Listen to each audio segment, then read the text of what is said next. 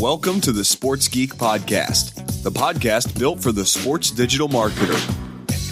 And now, here's your host, who is a sports geek like Mark Cuban.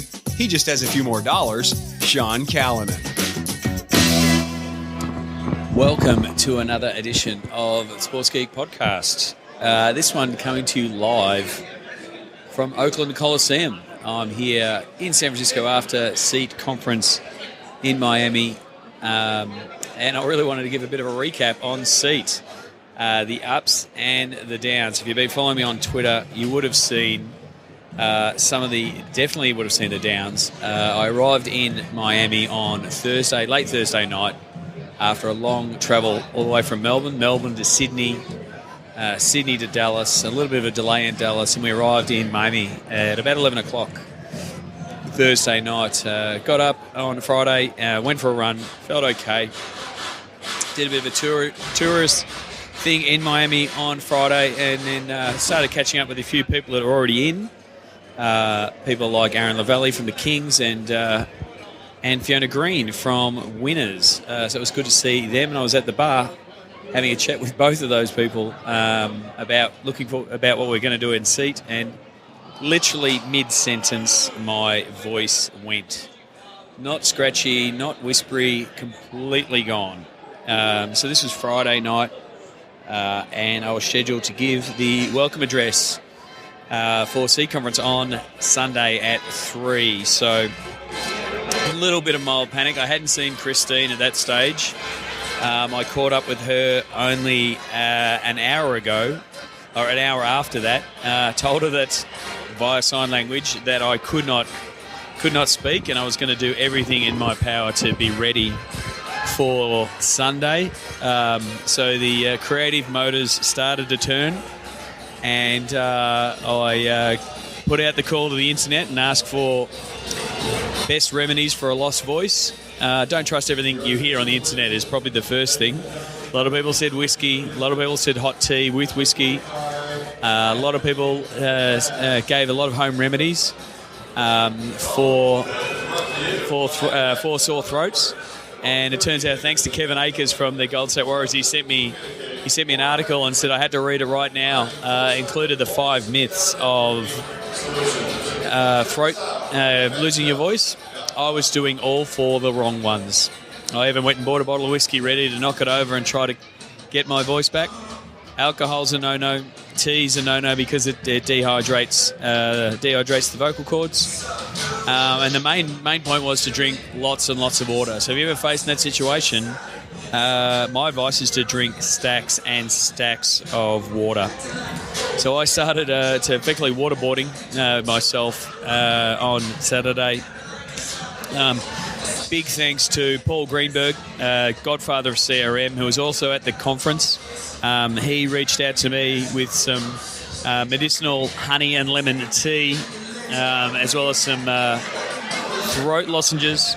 I hope this new microphone that I bought, and that's the funny thing, I bought this microphone 2 hours before I lost my voice. So hopefully this works. I'll check it out later, but I'm going to continue. But this is a podcast with the sounds of the game all the way through it. Here at the Oakland Athletics game, the A's currently have this one under control versus the Astros. But yeah, so thanks to Paul. He brought in some throat lozenges and some honey lemon tea, and that did definitely help having some of those.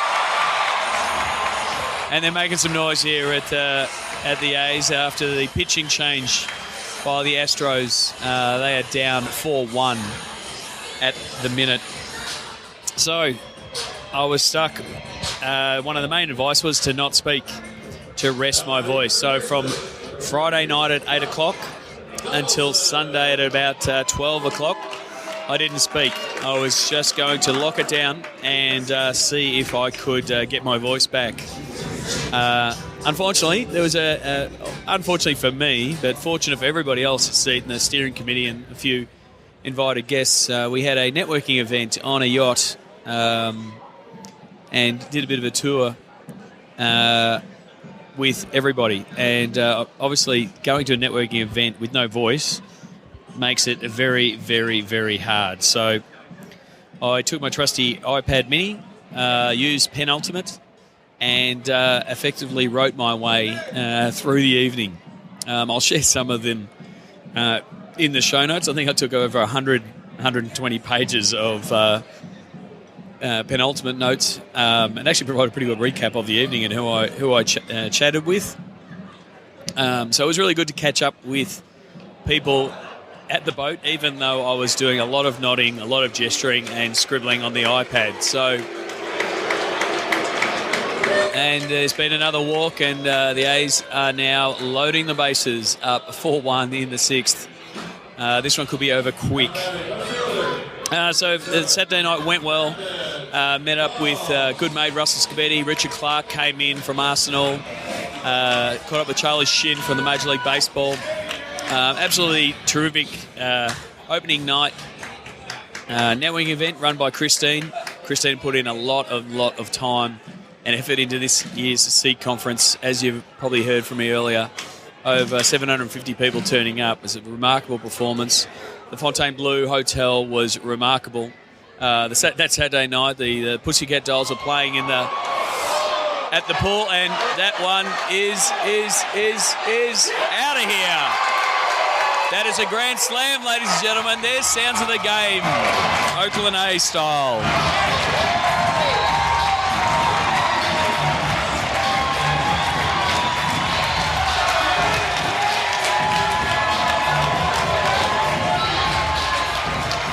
So Saturday finished up, and Sunday came along, and I really had to plan for doing a welcome address, and really to do one without being able to speak. So I had the idea of assisting Christine in co-presenting the welcome address, Penn and Teller style, effectively. And I built some slides that allowed me to help Christine through the welcome address without me speaking at all. So those slides are available on the Sports Geek SlideShare channel, and they'll be in the show notes. Really good. It was a really good result. The welcome address went really well. Very pleased with that I got through it. Shout out to Steve Connolly from the Red Sox. He thought the whole thing was a social experiment. Just to see if I could suck everybody into thinking that I actually lost my voice. Steve, I did lose my voice. But I did, I think, 35 minutes into the welcome address, start talking while we were taking the fan cam. So if you're looking at the fan cam from this year's conference, you might see some shocked faces and some jaws dropped, because that's the time I started talking and telling people to smile for the photography. So everything went well. Check out the slides. It was good for a laugh. The C Conference overall, despite my failings from a voice point of view, was a remarkable event. The digital track grew. Great to see so many new faces. Amy from the NHL, and Charlie. Where's Charlie is the hashtag, because Charlie got a shout out in the welcome address and wasn't in the room. Charlie from the MLS. Great to see so many more of your colleagues at the conference, and great to see such a growth in the digital marketing track. I only had the one session myself on the Monday. We're showing the sponsor showcase, and thankfully I was co-presenting that with Jack Elkins, so I was really just monitoring the time, and Jack was able to cover the bases there. So thanks to Jack from the Magic. So Monday was some great sessions, especially in the digital track. We had a closed door session at the end of the day with Kenny Lauer, and my voice started to come back. So really good discussion. The closed door sessions at SEAT are really important, where they're all just team representatives and people working the field, and no sponsors, no pitching. We were lucky enough to have the sponsors sponsor the cocktail portion, so we had a few drinks. When Kenny Lauer was co-hosting with me at the closed session, we had the cocktail called the Smoking Kenny. Then we had a really good discussion on why we do sports marketing, how is it different from regular marketing, and it was really funny that we ended up going into a discussion that was more about the storytelling and brand and we really moved away from the technology, because there was a lot of discussion about iBeacons and fan experience and Wi-Fi, as normally happens in seat.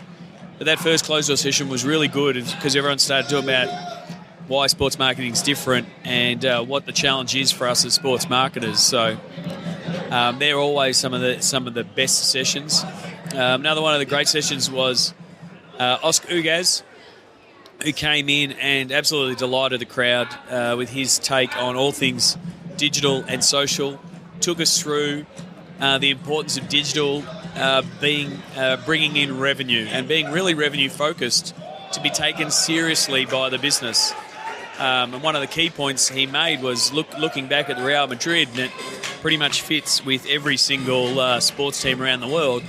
Look at where the revenue comes from. It comes from TV, it comes from tickets, and it comes from sponsorship. And digital is a tiny, tiny piece. But it's a piece that is growing and is growing over time. So as that piece of the pie grows, it will grow in more importance. And it's really important for especially the people at Seat and everyone is listening. You're a champion of digital, is to keep championing digital throughout your organisation.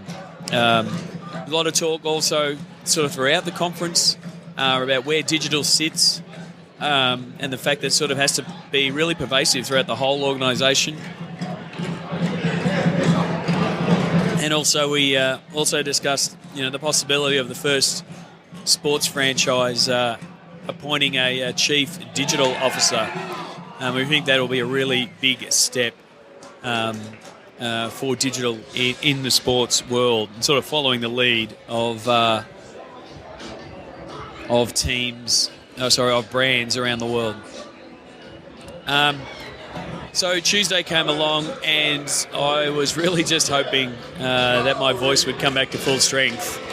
I had 4 sessions for Tuesday, and kicked it off with a keynote panel, a fan engagement panel with some representatives. Michelle, CEO of the NFL, Eric Johnson, thank you for coming in. He arrived at 2 o'clock in the morning the night before from ESPN. Joe from Major League Baseball Advanced Media, Jasper Junior Gaspard from Experience, Fred Kirsch from the Patriots, and we discussed fan engagement.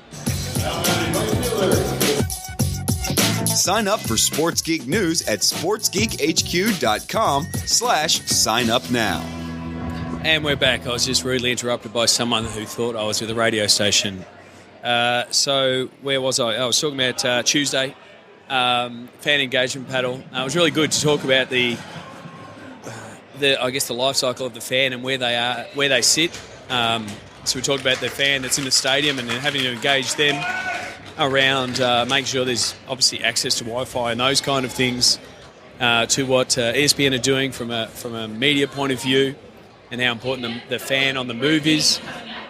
And then talking about what BAM are doing as far as how critical mobile is and how critical the out-of-market fan is and how they go about engaging them. And then we talked about how Experience upgrade apps to really increase the fan experience. So really, really fun discussion. One of the things we did sort of get to is that that traditional model of broadcasting's not broken, but it's definitely changed. And I mentioned Steve Sammartino's new book.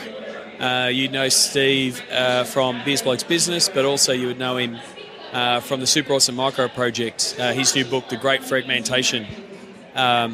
It's definitely the case that the sports broadcasting world is going through the same thing, where now fans are consuming their sport across multiple platforms and across multiple devices. So it's definitely fragmentation coming to the world of sports, and so you have to think about that. And it was really good to hear from Fred Kirsch around how important the content was to his fans and how important it was to cater that content to what his fans wanted on the platforms that they wanted, because that was really nice lead-in to, I guess, my keynote presentation later in the day. Then the next session I had was with a few former podcast guests. I had Kenny Lauer from the Golden State Warriors, Oscar Ugaz, formerly from Real Madrid, now at Wonderman, and Richard Clark from Arsenal.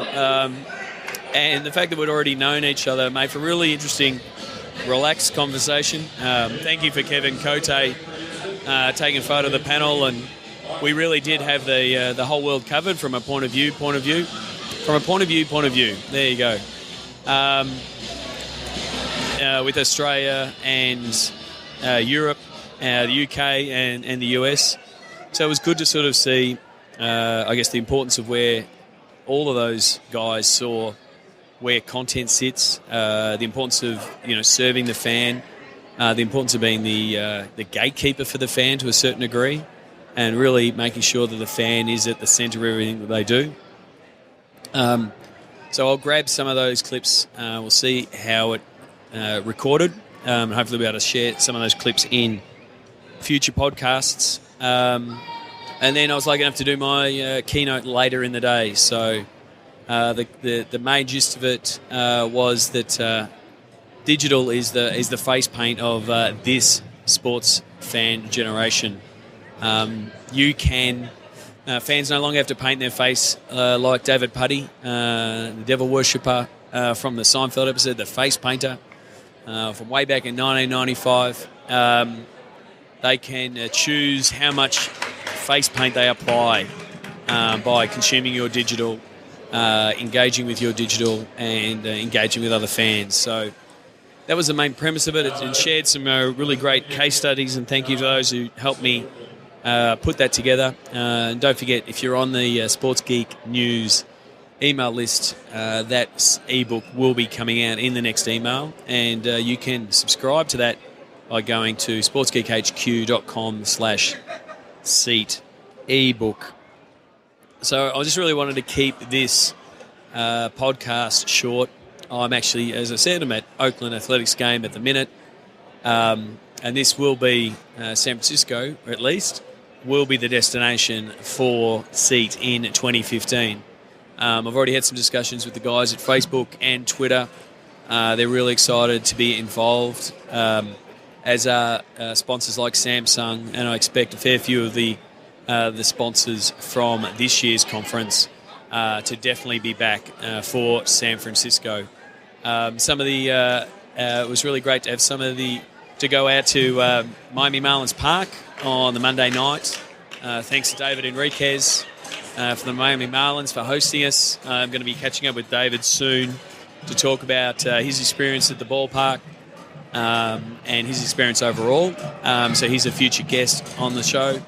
And then Tuesday night we went to Sun Life Stadium, home of the Dolphins, and had a great night partying in the Live, effectively the nightclub at the end zone at Sun Life Stadium. So until next year, I'm already looking forward to SEAT 2015.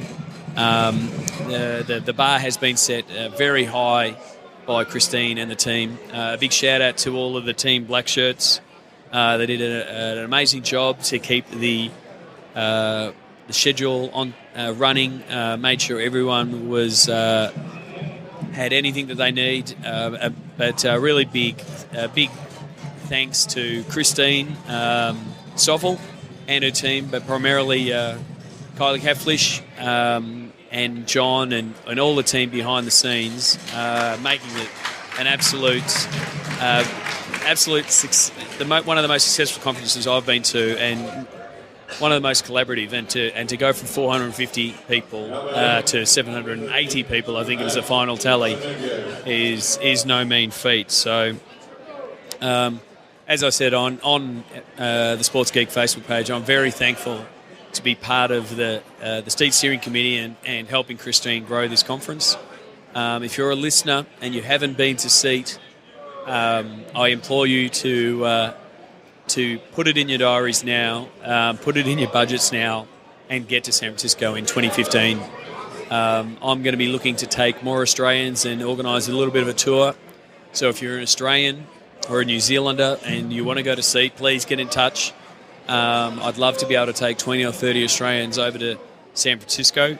It's well worth it. It's more than well worth it. You will meet so many great people, so many different teams, and it's definitely worth the plane ticket, the price of admission, and the couple of days off. I'm going to wrap this up and hopefully put this up later today.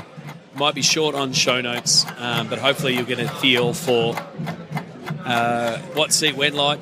I hoped to have more podcasts in the can from Seat, but unfortunately I had to cancel my 3 hours of podcast interviews on Saturday because it was very hard to podcast without a voice. But nevertheless, I have scheduled many interviews with people who are at Seat. They will be coming down the pipe very soon. So that's it from San Francisco in this case, or from Oakland. And until next week, my name is Sean Callanan from Sports Geek, and thank you for listening.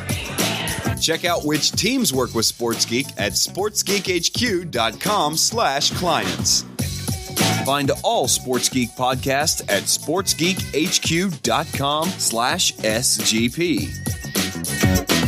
Please leave a review on iTunes. Go to sportsgeekhq.com/iTunes. Thanks for listening to the Sports Geek Podcast.